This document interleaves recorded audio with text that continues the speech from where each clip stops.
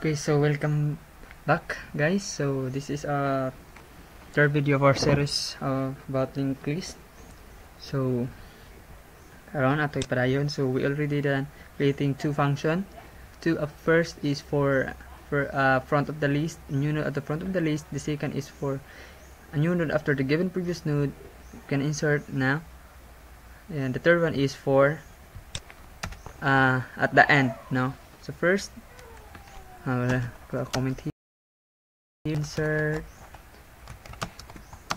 appends. Let's see.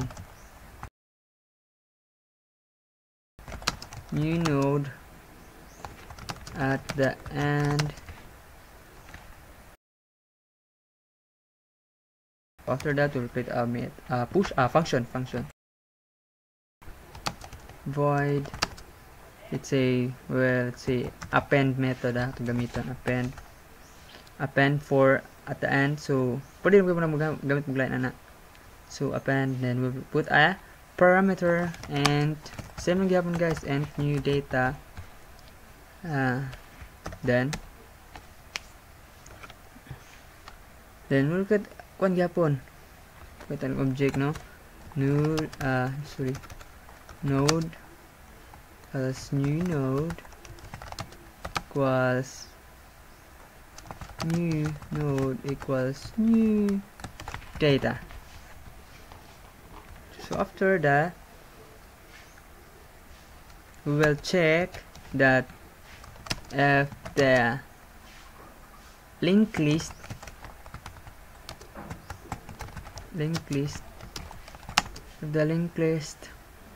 as empty, then make the new node as head, then make the new node as head.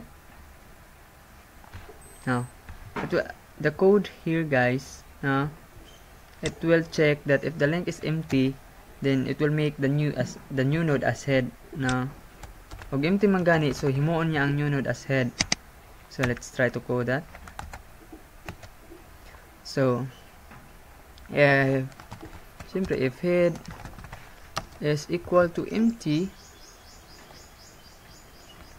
or null, no, diba? Empty is null, then head is equal to new node, diba? May giingon. New node is equal to new data, then return. Okay, let's check guys kung nabati sa'yo. If head is equal to null, then the head equals new node, that will read new node equals new data, because make the new node as head. So atong gihim head equals new node, no, atong new data. Then after that atong gi-return para mobalik na siya din sa diretso sa sunod nga code.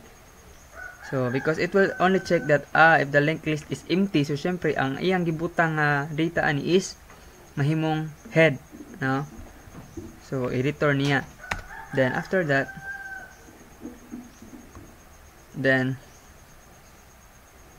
so we will create this new node.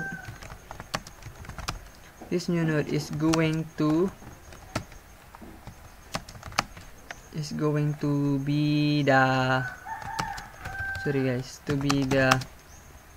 last node. So ang code diri guys is mahimo siyang last node, no? Then make next of it as null. So ang sunod niya is null na, kay last naman. Code ani is for last na siya. So first we will create a new node. Ang new node is that next is atong ihimong null guys, null. ito lang chikon sa null. because is equal to null. Oh, yeah. Is equal to null. New node is equal to, ato sa i-check ha. If head is equal to null, then head equals new node, new data. Yung to, null. Oh, yeah. Sakto. Kaya ang make next of it as null. Sunod sa new node is himuong null, mao ni siya. You know that null. Then after that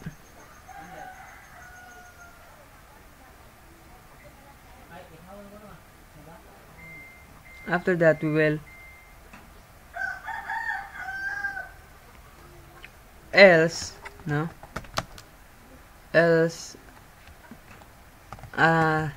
traverse till the last node. So kung mo dito siya sa antod siya sa last. So let's say we're node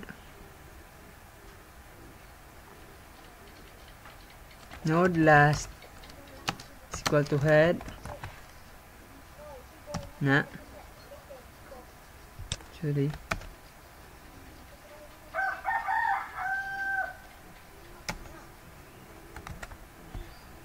So tana to return ay sorry sakto deh. Node last equals to head, then while last nga napa siya next, no? Last dot next. Wala.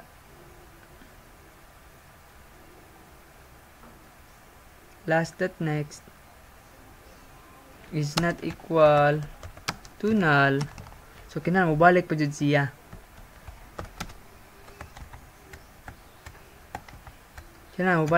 While last dot next is not equal to null. So kinahanglan mo balik pa jud siya. Last equals last dot next. So sige na siya loop. Hantod siya null. Then after that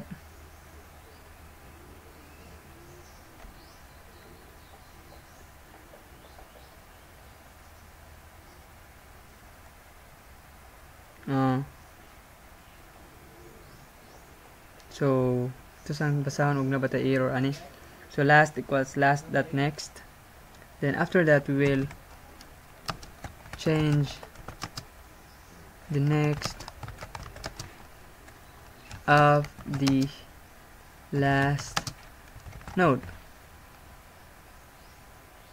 Then last dot next. So last dot next equals new node.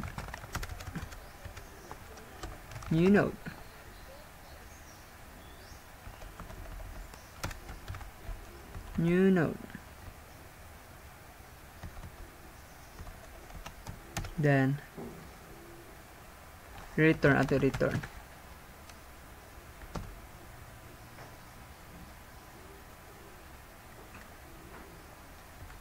So money ato ning